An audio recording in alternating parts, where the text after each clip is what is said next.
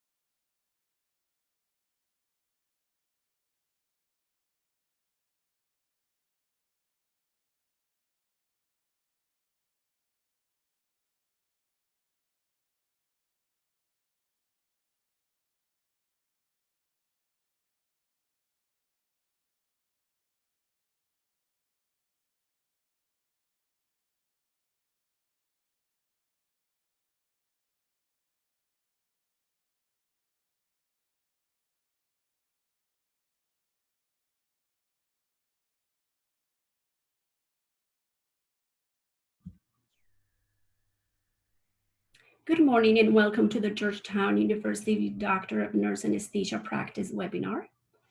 We are holding this information session to provide information about our doctoral program and to answer any questions that you may have about the curriculum as well as the application process. A few logistics before we begin. During the webinar, you will hear the presenters speak. However, we will not be able to hear you. With that being said, we very much welcome your questions.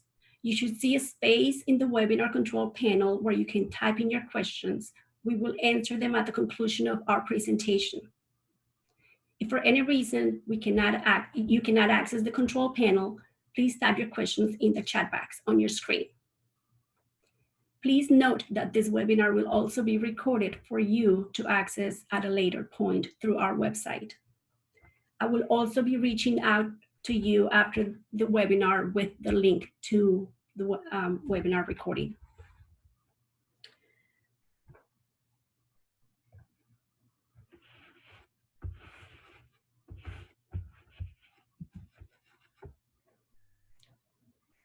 Joining us today is Dr. Carrie Bowman-Daly.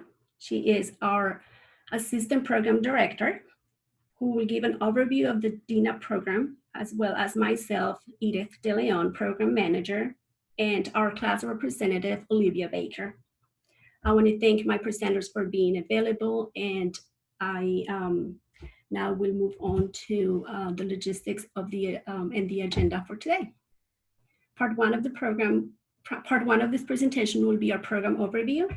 We will go over the program faculty and staff and curriculum.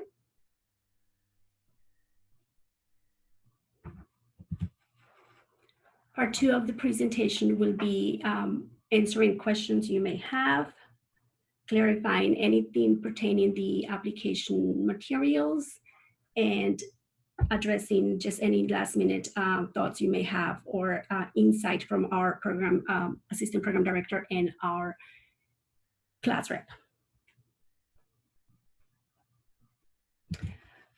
Okay, I will now turn it over to Dr. Carrie Bowman, who will provide us with information about our program. Dr. Bowman? Thank you so much for the introduction, Edith. It's such a pleasure to have the opportunity to talk with all of you about our program that I'm so very proud of. I'm actually a master's degree recipient back when this program was at the master's level. So I became a CRNA after training at Georgetown back in 2004. And started teaching about 2 years after that. I then went and got my PhD in pharmacology while I was teaching. And as you can imagine, I teach a lot of the pharmacology content. And as a graduate of this program, I care very much about continuing the excellence and really the cura personalis approach. So we're going to start just going over some program information over the next half hour, and then I look forward to hearing your questions. All right, next slide, please. So hold on one second. Okay, so we are ranked as a top 10 nurse anesthesia program in the US by US News and World Report, which is a ranking that you earn as a result of the reputation among our peers. So we are really well recognized nationally as a state-of-the-art program. Another thing that is a huge advantage to coming to our program is that we are consistently awarded with HRSA traineeship funds, which help to cover some of the costs. The exact amount will vary from year to year, but our students have been able to benefit from that extra cash to pay for some of their expenses associated with their education. We have a really unique way of teaching our peripheral nerve blocks, our spinal blocks, epidurals, by using our cadaver lab. And so our students will actually practice some of these techniques on cadavers, really looking at the anatomy as they do it, so that before they go into the clinical arena, they've had a chance to use the equipment and also really visualize the anatomical structures around where these blocks are placed. And we find that really builds the students' confidence and their overall understanding of these blocks and the way they relate to human anatomy. We offer clinical placements in really unique settings. We're in a great location here in DC to have a lot of opportunities for our students. And so we have hospitals in the DC area, which are very urban. And then we also have students placed in clinical sites in more suburban community hospital settings and so forth, to really give our students a full view of CRNA practice. And while students will typically start at a primary site, we do out-rotate our students to other sites, again, because we really want students to see really the wide range of practice that you can see in different facilities. Another thing that we take great pride in is the Student Journal of Nurse Anesthesia was founded actually at Georgetown by Georgetown faculty in December 2003. I have served probably for about the last 15 years as the equipment section editor. And we encourage our students to not only publish in that journal, but also in the AANA journal and many other peer review, higher impact journals. And we prepare our students to take the national certification exam, which you need to take and pass in order to become a CRNA. I'm very proud to say our first graduating DNAP class that just graduated last May had a 100% pass rate. We're thrilled, and their scores were well above the national average. So we're very proud and very confident that our students leave this program ready to pass that exam, and also, of course, ready to provide safe and effective patient care. Next slide, please. So we have, we're slotted for 6 full-time CRNA instructors. Right now, We do have 6. One is not a CRNA right now, Joe Garman here. So we do have 1 open position at this time.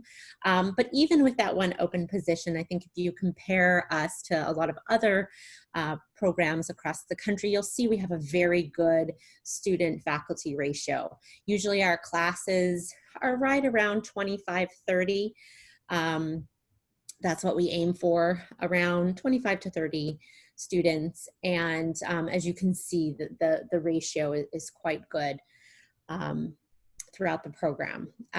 Joe Garman is our only non-CRNA faculty, as I mentioned, and he has a PhD in physiology. So he teaches a lot of the basic science along with myself because I do have a bench science PhD. And then Dr. Ashwari, who is the program director, she also has a PhD in physiology. So we have a lot of CRN, we have a pretty heavy bench science background, which allows us to provide a really robust basic science curriculum. And then we also have some amazing DNP prepared faculty, Crystal O'Gwyn, Nicole Grass, Megan McAuliffe, all who have really strong clinical backgrounds. Nicole and Megan, Johns Hopkins. Crystal comes from, she trained in Tennessee and has just a tremendous amount of experience at various institutions. She does a lot of acute, I'm blanking on the word here. She does a lot of same-day surgery type of activity as well. So, and a lot of pediatrics. So you'll see we have a really nice mix of backgrounds, which allows us to provide quite a unique experience for our students. Next slide, please. Okay, so here is the curriculum that our students go through when they're here. And it's front-loaded. And if you haven't researched CRNA programs a lot, you'll hear there are two major formats that the programs can take. One is an integrated program where you start in clinical very early in your training and you're kind of learning, you're in school and clinical at the same time as you go through your program. Front loaded, which is what we use, is where we really front load that academic content. So you're going to get a lot of your basic sciences, your gross anatomy, chemistry and physics. A lot of your major pharmacology classes are in that first year, your major physiology course and advanced pathophysiology course in that first year. So you're really in the classroom. You may have a few observational experiences in the OR during this year, but for the most part, you are in the classroom or the simulation and cadaver labs. So as I mentioned, you'll take a gross anatomy course, and then the next year we do the cadaver lab to teach you the blocks when you're more integrated into clinical. But this first year you'll have gross anatomy with the cadaver labs. We also have a simulation center with a mannequin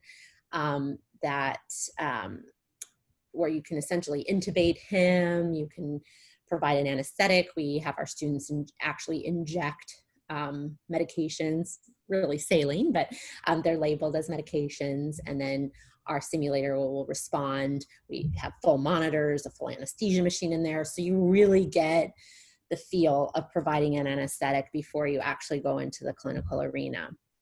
As I mentioned, we have a very robust basic science curriculum. We feel like that your responsibility as a CRNA is extremely high, and so we have a really high rigor as far as our basic sciences go. We want you to have a full understanding of physiology, pharmacology, etc. So you'll find Georgetown up there in terms of rigor with those courses.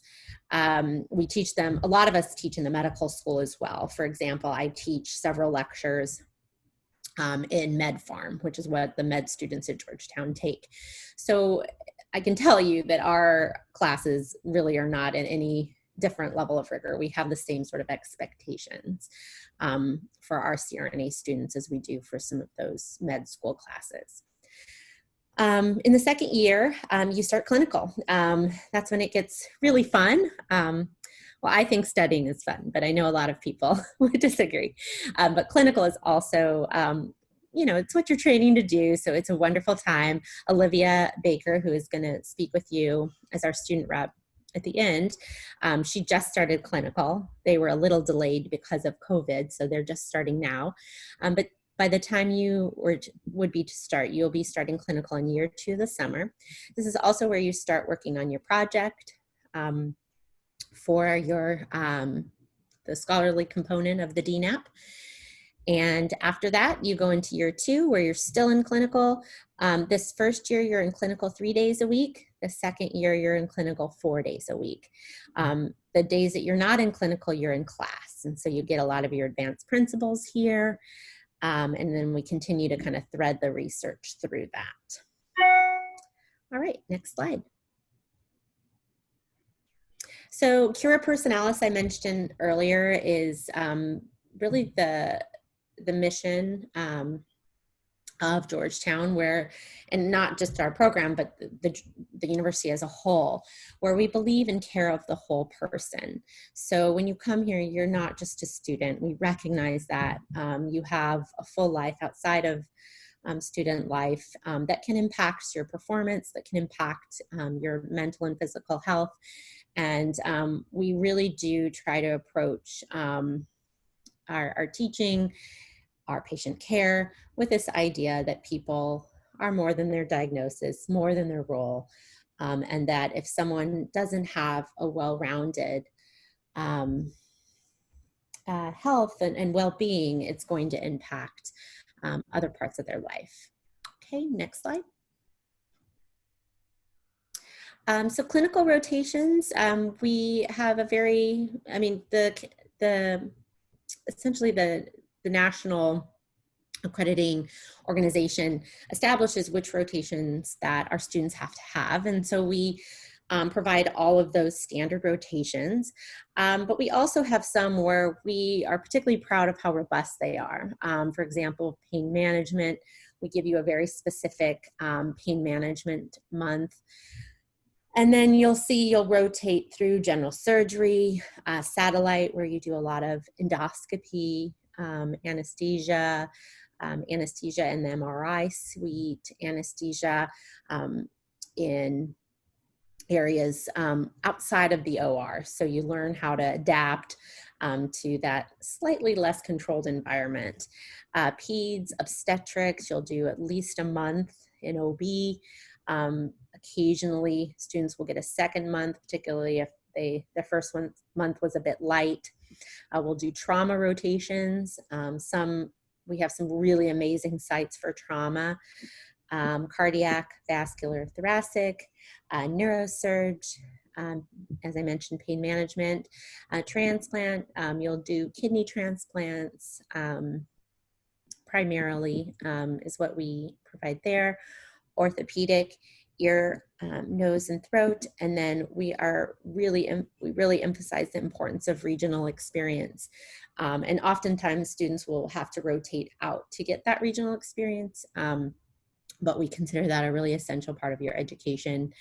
And yeah, we ensure that you get it. Next slide. So clinical sites, as you might expect, Georgetown University Hospital is one of our clinical sites, as is Washington Hospital Center, which is just a few miles down the road. We also have Sinai Hospital in Baltimore, St. Agnes in Baltimore, and then we have Commonwealth Anesthesia Associates in Richmond, which is 3 hospitals, which provide a tremendous amount of experience within those 3. And then Mary Washington Hospital. So these tend to be the primary sites where you'll be assigned. We do take geography into consideration. So if you tend to live, in the suburbs of Maryland or closer to Baltimore, we typically will try to place students there. Richmond, we often will ask for volunteers. We usually have more students wanting to go there than we have spots. But we certainly take that into consideration. We can never guarantee you're going to 100% get the clinical site that is your number one choice, because we take other things into consideration, like whether it's a good match. We are going to work with you in simulation, and we're going to work with you in the classroom, and we get a feel for which sites our best to develop students gauged on their strengths and so forth. So although a student may really, really want to go, to a hospital center, we might decide, a better spot would really be Georgetown or vice versa. Okay, next slide, please. And then, as I mentioned, we have enrichment sites. For example, at Georgetown, we don't do hearts, and so you can't get your heart experience. We also don't have trauma at Georgetown, and so you need to rotate out for trauma. And in addition to just getting the case numbers and those experiences that you need, we also want to rotate you out, as I mentioned, so that you see that there's more than one way to do things. There's more than one setting, so you can kind of feel out different environments and decide really what kind of an institution you want to work in when you're done. One of the sites that's particularly unique for us is the Northern Navajo Medical Center in Shiprock, New Mexico. Here you'll see CRNAs practicing really independently with a very vulnerable population, a lot of patients with pretty poor baseline health status. And our students, it's a voluntary thing. So you apply, you say, you tell Dr. Grass, who's our clinical director, that you're really interested in it. And if your numbers are okay and everything else is adequate, she will put you in the pool to go. And then you go usually with one other classmate. They provide housing, and it's just a wonderful experience that we're really proud of. This year, unfortunately, with COVID, we're putting that on hold, but we're hoping probably by the time your class enters, we'll be beyond that and we'll be able to reactivate that site. We also have sites, as you can see, in Charlottesville, other sites in Baltimore. We use a lot of the ANOVA sites as enrichment sites. ANOVA Fairfax, for example, our students can get some trauma there. They do really complicated pediatric hearts and things that sometimes students get invited into those rooms. And then finally, one that I really enjoyed myself as a student was the University of Maryland Medical Center shock trauma. Which a fair amount of our students will rotate up to Baltimore for that experience. And it is really the premier trauma center in the country. So a real unique experience. Okay, next slide, please. All right, so now I'm going to talk about some admissions information just to highlight important aspects of that process. Next slide, please. Okay, so our deadline for admissions for this cycle will be October 15th. We highly recommend, though, that you get your application in as soon as possible. We already are offering interviews to applicants that have applied. So the sooner you get in, the sooner you can get through that process. So we recommend not waiting until October 14th, but of course we will look at your application on October 14th. If you get it on that last day as well. Application checklist. You need to have your unofficial transcripts from every institution that you've attended, even if you didn't receive a degree from that institution, a professional resume or CV, a personal essay indicating why you were pursuing this degree, and then 3 letters of recommendation.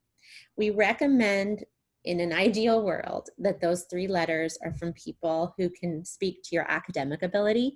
So a professor or an educator of some kind who has kind of seen your aptitude for academics is a good choice.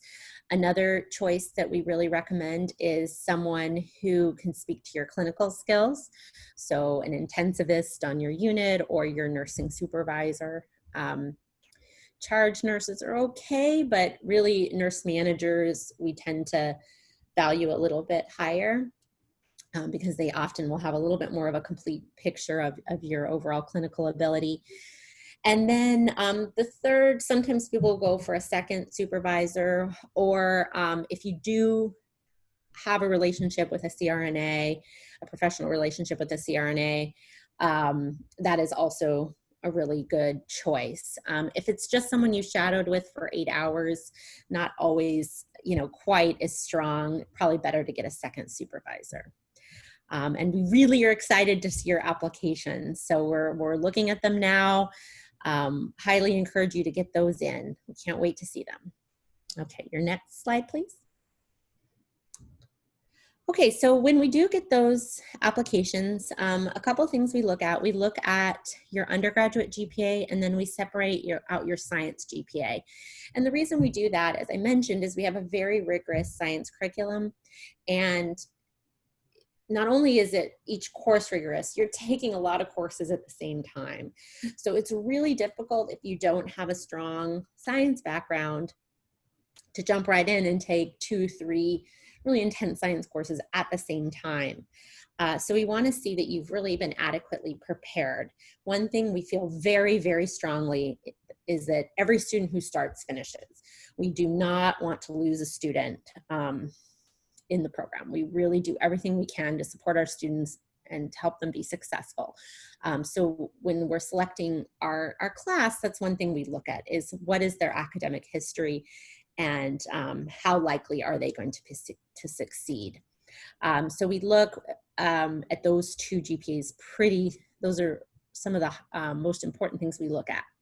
That being said, I also and other members of the admission committee are well aware that people are not the same person they were when they're, at 25 that they were when they were 18 in freshman courses. And so, if you have a bit of a rough patch during your academic career, just be prepared to kind of explain that and how you've moved kind of beyond that rough patch. A lot of times, before people know what they want to do, they're not always fully engaged in academics, and we can appreciate that. But if that is the case, we also like to see that maybe you've taken some other courses to beef those earlier grades up. We do want to see an undergrad statistics course with a B or higher. And then we do want to see at least one undergraduate chemistry course B or higher. If it's within the last 5 years, that's preferred, but not absolutely required. So if you have a really strong science background, really strong science GPA, and your chemistry is 6 or 7 years old, we typically will go ahead and waive that. But if you're kind of on the more borderline side in terms of your GPA, this is something we'll emphasize more. And it's more of that we want to make sure you're ready. We want to make sure you fly when you get here and you don't, struggle. GRE can be helpful for us if your cumulative GPA is less than 3.5, just to kind of give us an idea of your academic aptitude. So the GRE is definitely not the most important thing that we look at, but if we're on the fence in terms of your GPA and your academic background, a strong GRE can help us feel more confident that you'll be successful. So the other thing though, with COVID, we do recognize it's been a little harder to get that GRE completed. So we may advise you to try to get it in the future if you haven't gotten it now, etc. Okay, next slide. So we do require a minimum of 2 years of critical care experience. Typically the more, the better. But 2 years tends to give people a nice solid background. If you're gonna be just at 2 years at the time of matriculation, we will consider you this year. But certainly if you're applying with 2 years, that is an advantage. Things we're looking for is how rigorous or how high acuity ICU, I should say. So where you've participated in ventilator management, advanced hemodynamic monitoring, where you've been managing invasive lines and vasoactive medications, where you're taking care of patients with really complex medical conditions, and where you've had some experience dealing with a number of different types of pathophysiologies. You must have a current RN license in the US to train in this program. And we do tend to prefer surgical ICU experience. Again, not 100% required, but that tends to give you a bit of a stronger background. That being said, we have had students who have been successful coming from medical ICUs, from PICUs, from even neonatal ICUs, even though that you don't see quite the same range of patients that you do in adult ICUs. Okay, next slide. Okay, so we have some technical standards that are required for admission. And again, the underlying concern for us is we want to make sure every student that is participating in patient care has the adequate technical skills to provide safe patient care. The patient on the table's health and safety is our priority always. And so certain abilities and skills are just essential in order for that to happen. So you have to be able to communicate effectively. That includes being able to hear conversations in the room, monitors, and so forth. You must be able to observe. Motor skills are really critical. We intubate with our left hand. We ventilate often, hand ventilate with our right hand. You need adequate motor strength in order to rescue an airway. And then your intellectual, conceptual, and critical thinking also needs to be at the level where you can make very quick, minute-by-minute decisions. All right. And then we also look for a really high level of emotional intelligence and ability to kind of set emotions aside and get the job done and be tactful, etc. All right, next slide. All right, so now I'm going to go ahead and turn it over to Edith again for our frequently asked questions. Thank you, Dr. Bowman. Right now, we are going to answer some of the questions that either have been emailed to me or that have been put in the chat box or in the Q&A section. So yeah, in regards to a question we just I received via email from a prospect applicant. The question is, how are we handling clinicals during our COVID situation? Dr. Bowman. Yeah, I'd be happy to answer that. Yes, great question. So that has been quite challenging. And our main question is, if a student is going to be in clinical, is can they be adequately protected? And so we do not have our students in clinical unless there is adequate PPE available at the site for our students. And Dr. Grass, Dr. Ashkavari personally see to it that PPE is available at all of the clinical sites for our students. We also have a student ambassador at every site, that person is in constant communication with Dr. Grass about the day-to-day availability in case conditions change. In March, when this first hit, we had, we only had one class in clinical at the time, our 2021s. And because of the uncertainty with PPE, we just pulled all of our students out of clinical. And they remained out of clinical until June 1st, when our clinical sites were once again able to provide PPE. And also, the other piece that was really important is we need to make sure our students can get adequate experiences that justify them being in the hospital and potentially exposed. So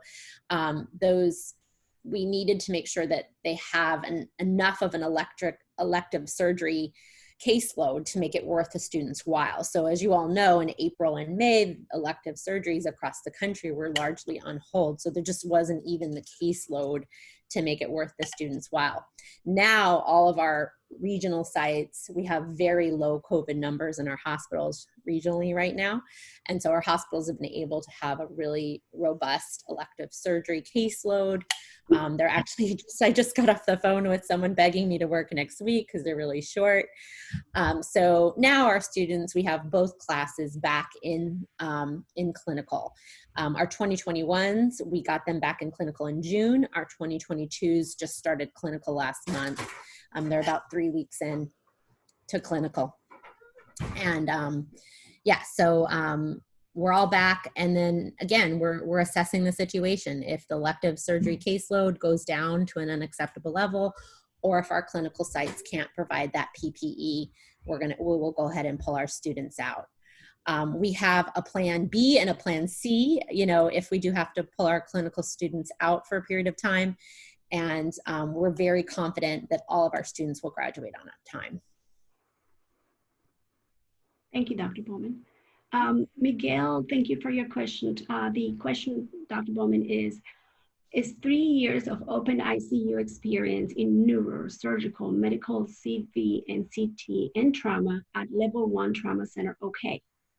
Oh, yes, that's a wonderful experience. Yeah, that would be more than enough. Thank you. Sarah is asking, for letters of recommendation, do you have a preference in regards to hearing from an applicant's longest employer versus the most recent employer? Do you Go want ahead, sorry. Do you want to hear from multiple if you have worked at more than one place, or not necessarily? Yeah, not necessarily. We want usually at least 2 letters that can speak to your clinical abilities. And, you know, if you've only been at a clinical site for 6 months or, you know, a few months, sometimes it's better to have your past employer who knew you for 2 years or who has a better ability to speak to your track record. So I would choose someone who really knows you best and will really be able to highlight your abilities rather than it being most recent. That being said, you know, if you've been at a site for 2 or 3 years and you choose someone to give you a letter from 5 years ago, that may not be as strong. One of the things we do recognize is sometimes it is awkward to ask a current manager for a letter if it's going to involve you not working there anymore. So we recognize sometimes that's part of the challenge and take that into consideration. Thank you, Dr. Bowman.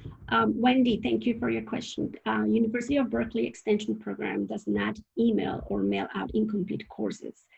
I am in the middle of my statistics course. The class time frame ends in December 2020. Would my application be voided if not received by October? The answer is no. You may still submit your application and provide us with those grades when they become available. However, and that applies also, correct me if I'm wrong, Dr. Bowman, for the chemistry requirement. If you are in the middle of taking the course and the course has not ended by the time you apply or by the time we close the application cycle, you and I will be in contact to receive that transcript with your grade so that we can consider your application for either an interview or an admission if that is the case. So by all means, submit your application. And just to circle back on that, we review applications on a rolling basis. So the sooner you submit your application, the sooner we can start the review process, the sooner we can make a recommendation. So for instance, if you are unsure of your cumulative GPA or your science GPA because you're not sure what science courses count as in your science GPA, the only way to address that would be to submit your application. We unfortunately don't have the manpower to review transcripts unless the applications are submitted. So the grad school is in charge of reviewing those transcripts and calculating and verifying your cumulative GPA. So once you do that, if you are on the borderline of 3.5, we can either make a recommendation to take another chemistry course to boost up your GPA or to take your GREs. So that's why it's important that the sooner you submit, the sooner you and I will be in contact to make a recommendation, if any, at that point. All right, we'll move on to Sarah's question. Let's see, her question, Sarah, is, currently I have over 3 years of PICU and PCV ICU experience, along with 2 months in the adult COVID ICU. Would you recommend I gain more adult ICU experience or continue growing in the pediatric ICU role before applying to the program next year? Dr. Bowman? No, that is adequate. You know, I only had, I did have some adult bedside experience, but I was primarily a PICU nurse. That was where all my ICU was, and I was fine. As long as it's a pretty, you know, high acuity PICU that does a wide range of cases, you know, level 1 trauma, hearts, things like that, then that's fine. And I think the fact that you've done adult COVID for a few months is really great and will be considered a benefit. So I would not hold off applying. I would go ahead and apply this year. Thank you, Dr. Bowman. Wendy, thank you for your question again. The question is, do you ever meet with lawyer or financial advisor towards the end of our education program about our responsibilities and license? Dr. Bowman, I don't recall if we have addressed this in the past. Are you aware?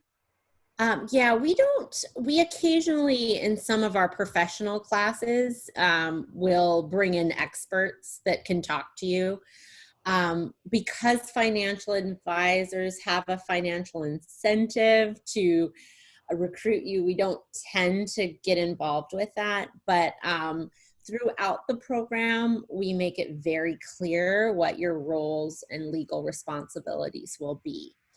The only time we really encourage a lawyer getting involved is when you're signing your employment contracts. At that point, we do, in certain cases, encourage students to consult legal counsel. But other than that, I don't think you really will need an attorney to understand what your legal responsibilities are, because I think we make that very clear in the program when we teach you our competencies, our standards of practice, and so forth. Thank you, Dr. Bowman. One question that came in through my email just now that perhaps our class rep may be able to dive in is, are you able to work during the program? I believe the answer is clearly no. As Dr. Bowman mentioned, it is a very rigorous program. It will require a lot of your time, dedication, energy, and effort.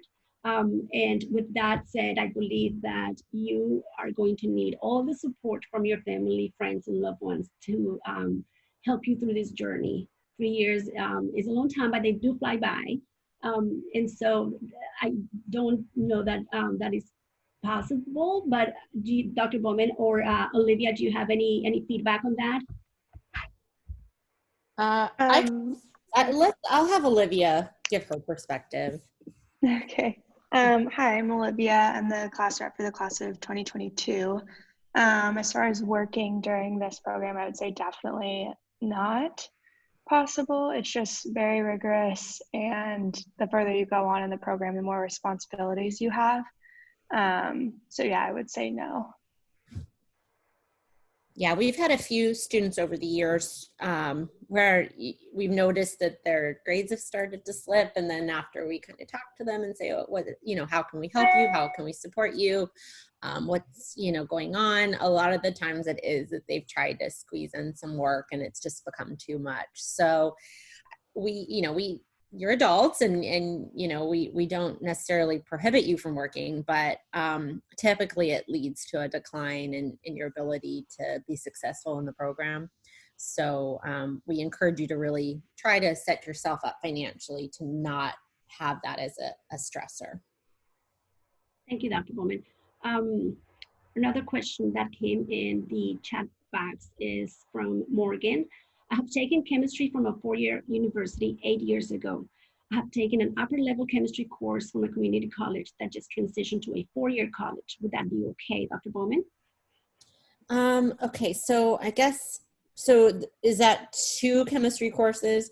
If it's 2 chemistry courses and the second one was within 4 years, that would be fine. Okay. Morgan, yeah, if you, if that chemistry course was from a community college that recently transitioned to a 4-year a 4-year university, that would be okay. Thank you, Dr. Bowman. Question from, I'm sorry if I mispronounced your name, Varika. She's graduated from a U.S. college or a U.S. school, taken biochem, and the only thing that is questioned is the TOEFL exam. I'm not, this question has never come up.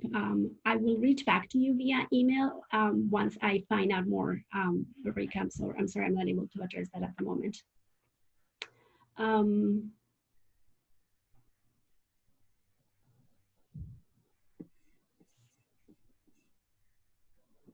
Edward, thank you for your question. The question is, are we going to be hosting campus interviews for admission this year or long distance? Edward, we are going to be hosting virtual interviews. With COVID. Our campus is not available for us to come to campus, so we will be hosting them via Zoom. So if we are inviting you for an interview, we will send you the link closer to the interview. And just to touch on that, we are hosting interviews throughout October, possibly early November. So we will give you plenty of time to make any changes in your work schedule. Yeah, but again, the sooner you submit your application, the sooner we can prepare for that. Thank you for that. Dr. Bowman, Miguel's asking, do you require CCRN, or is it highly recommended or just optional? It is optional as far as I'm concerned.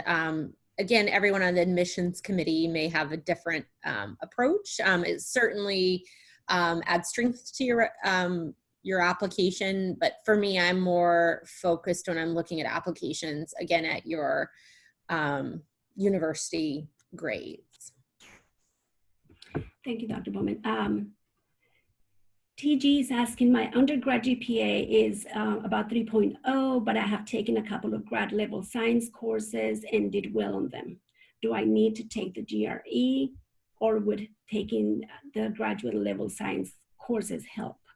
I would say that we would have to look at the entire application, but if your GPA, if your cumulative GPA is a 3.0, we are most likely and most definitely going to be requiring the GRE. Am I correct, Dr. Bowman?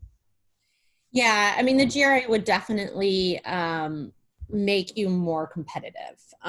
We will certainly look at your whole application without it, and I would say, you know, getting solid grades in recent science courses will certainly be a strength. But again, without seeing everything in a whole, I can't make a judgment. It would certainly help, though. If we were on the fence and not quite sure, it would give us that last piece of information that might be helpful. Thank you, Dr. But don't hold up application if you haven't done it. Go ahead and send that application in. Right, because the only way we can make that recommendation, suggestion, or it's to look through the entire application. So the more complete your application is, and the sooner, the best recommendation we can make. We have had many instances where we've recommended to our applicants to hold off because we want you to be competitive. We want you to demonstrate that you're ready and that you're willing to do the work, whatever it takes to get into a good anesthesia program and to fulfill your educational goals. So we don't want to set you up. So yeah, again, it all comes down to the complete package, the complete application. You may be weak on one area, but really, really strong on others. So that's why it's important that we have more of a complete application.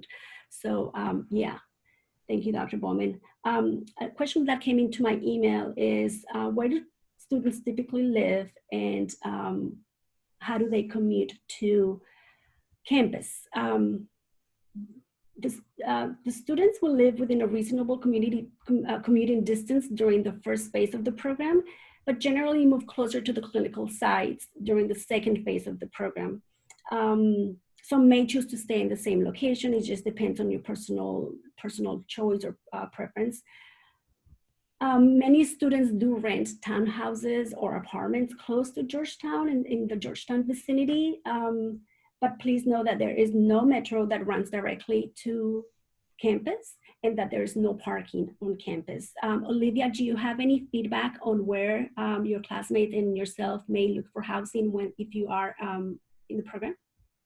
Sure, yeah, I would say the first year I would definitely live as close to campus as possible. I guess if COVID is cleared up and you're back on campus at that time, you're going to want to be able to walk or just live pretty close. Parking can be an issue, kind of like Edith said. If you live in DC, is all zoned as far as housing and parking. So if you don't live within the area where Georgetown Nursing School is with that parking permit, it's going to be really hard to find parking.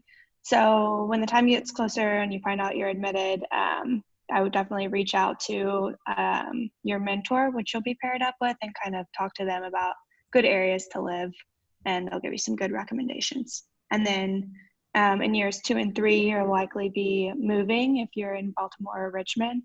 So just kind of keep an open mind with that. Thank you, Olivia. Alyssa, thank you for your question. Do you have CRNA only clinical sites? And do you find that CRNA students are competing with anesthesia residents for cases? Dr. Bowman, I think this is a great question. Yeah, that is a really good question. So the Northern Navajo, I do believe, is all CRNA. In our area, I'm not sure if we currently have any sites that are all CRNA in the DC metro area. However, we are very vigilant about making sure that if residents are also trained with our students, that our students are given, they're not given they're given the same sort of opportunity to get their cases. And at Georgetown, I trained at Georgetown with residents, many of which are in leadership positions now all over the country. And I have to say, I actually enjoyed training with residents because the residents really saw what we were capable of. We were used interchangeably on call. A major director of a medical center trained with me, and one night he was really overwhelmed with a case and he called me to help, and I went in and I got his outline started and I did things for him and in that case, and then he'd help me out, and we were really colleagues. And I think that was really important in terms of him understanding what we do. And now I think that has gone forward into the way he practices collaboratively with CRNAs. So I don't always think it's a bad thing when you're training at the same location as residents, but it is very important that we make sure that our students are continuing to get good cases. So that's one thing. We bring students in once a semester at a minimum, just to talk about how things are going. And that's, one of the questions that we address with them. It's rarely an issue, but when it does come up, we immediately meet with the clinical site and always make sure that it's rectified. We do have sites where there are only SRNA trainees and no residents. So we have several sites where there are very few residents and only SRNAs training, like in community hospitals, for example. So you will see that as well, but I don't think we have any CRNA only practices. Many of our grads across the country do operate in CRNA only practices. So that's something that we're quite proud of, and knowing that that is a likely trajectory for many of our grads, we train you to be independent practitioners. Okay. Thank you, Dr. Bowman. Another question is from Rachel. Is the 2-year ICU experience required for application or matriculation? Preferably, if you have 2 years of ICU by the time you could submit your application, that will set you up into a right start. However, if you are in the process of completing your 2 years, that will also be acceptable. Is that accurate, Dr. Bowman? That is accurate. Again, we're looking at the whole picture, and we recognize some people have had some challenges with COVID as well. So really, we would like you to have 2 years before you start. If you're a few months shy, but you have amazing undergrad, background, or, another part of your application is really strong, we won't necessarily be rigid on that. As close to 2 as possible will, again, make you more competitive for sure. But, go ahead if you're ready to apply this year, and you're going to be just shy of 2 years, go ahead, apply, and we'll look at the full picture. Thank you, Dr. Bowman. Dana, thank you for your question. Her question is, can you touch on what we may expect during the interview process? Is it highly clinical or is it more behavioral based? Dr. Bowman? Yeah, so really, it depends on your application and where we see your strengths and some potential challenges for you. So if you're someone who is just at that 2 years, or if we see something in a letter of recommendation that, makes us a little concerned about maybe your background, or maybe if you've had enough experience, maybe you will focus more on clinical questions. If you've been a nurse for a long time, you have really strong clinical background, we may focus more on different aspects. Really what we want to get from the interview is we want to get a sense that you're going to be a positive member of our community, and that you have the necessary background to be successful. We know what a huge sacrifice it is to come to grad school. You're leaving a job where you're an expert, or you've established a strong reputation, where you're making good money. You're leaving that to come and commit to this training. And so we really want to make sure everyone we admit, again, has those tools for success. So the interview will focus on aspects of where we need some confirmation, or where we need a little more information to make that decision. So it will vary from student to student. Thank you, Dr. We also, I should add, we also are very interested in individual students' emotional intelligence as well, because that's a really important aspect of anesthetic practice. Thank you, Dr. Bowman.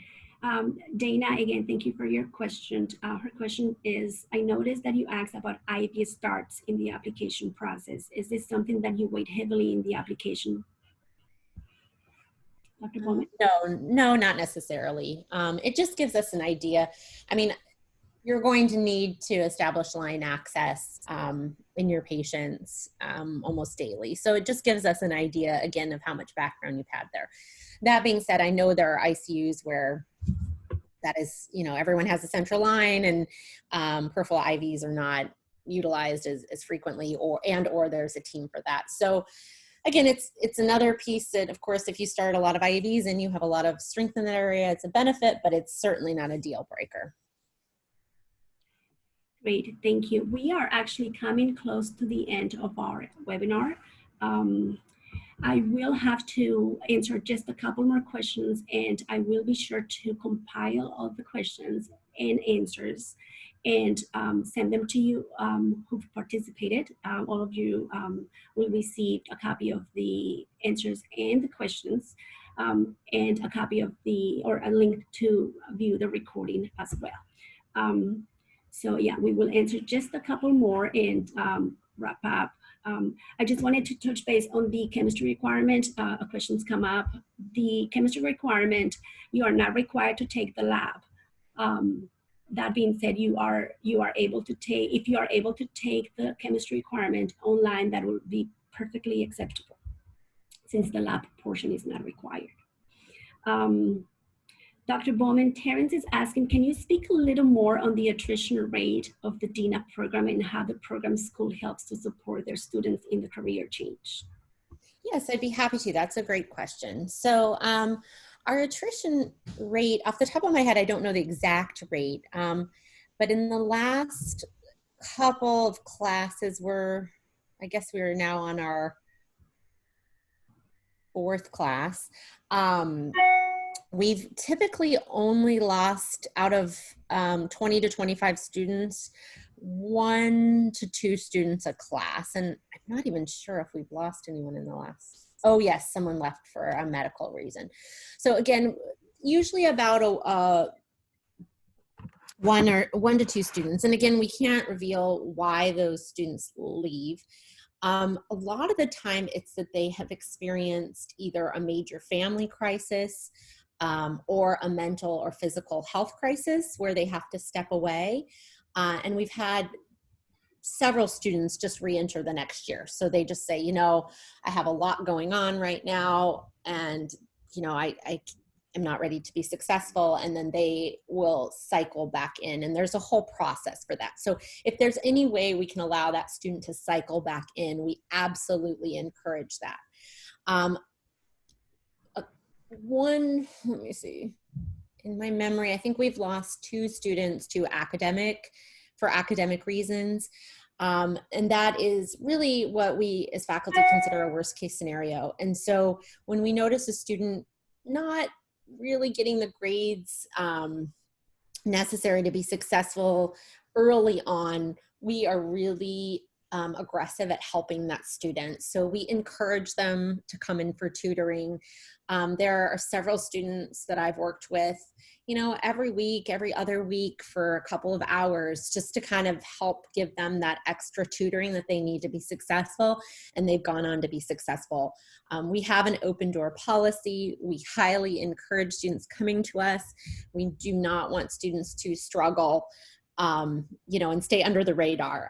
We very much want to work with our students to allow them to be successful. Again, our goal is every student that enters the door graduates, and we feel very strongly from that. We have absolutely no benefit to losing a student. But at the same time, we've got to make sure that every student who graduates, meets the standards necessary to provide safe care, because human lives are at stake. So we're balancing those two priorities always. And I just see one other question that I want to, from Miguel, that I'd really like to address. Diversity, equality, and inclusion is very important to our program. We do consider this a very critical aspect to running our program, and it is something that we're deeply committed to. Thank you, Dr. Bowman. I believe we are now at the conclusion of our presentation and Q&A. I apologize if we did not get a chance to answer all of your questions. However, we will be hosting another webinar in September. I will send you all the links to that. I will draft these questions and answers and send them your way so you can review them and send you the link to the webinar. I want to thank all of you for attending this information session, and we look forward to reviewing your applications, to answering all of your questions. I want to thank Dr. Bowman for your time, your feedback, and Olivia, thank you so much for your time and again, your feedback to our prospect students. And yeah, any other last minute feedback, Dr. Bowman or Olivia?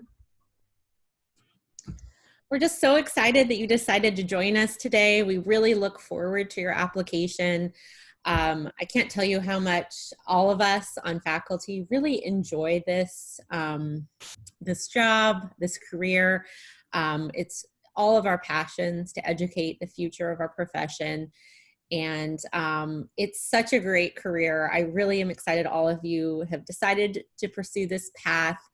And whether you decide to come to Georgetown or you decide on a different school or program, this level of interest in our future is really encouraging and exciting. Thank you, Dr. Bowman. Olivia, do you have any last minute feedback to our prospect students? I would just say good luck on all your applications. If you do get into Georgetown and decide to come here, you are making a great decision. Our faculty is amazing. You're learning from some of the best. And I just started clinical and it's been the best experience ever. So good luck. Hope to see you soon. Thank you, Olivia. With that being said, you all know my contact information posted on our website, is also posted on our slide here. And we again look forward to reviewing your applications. Please know that once you submit your applications, I will be in direct contact with you to guide you through the process, to reach out to you for any items that you may be missing or that we may need any additional information on. So we will be in close contact. So stay close to your emails, and yeah, we look forward to meeting you at one point and reviewing your applications. Thank you so much.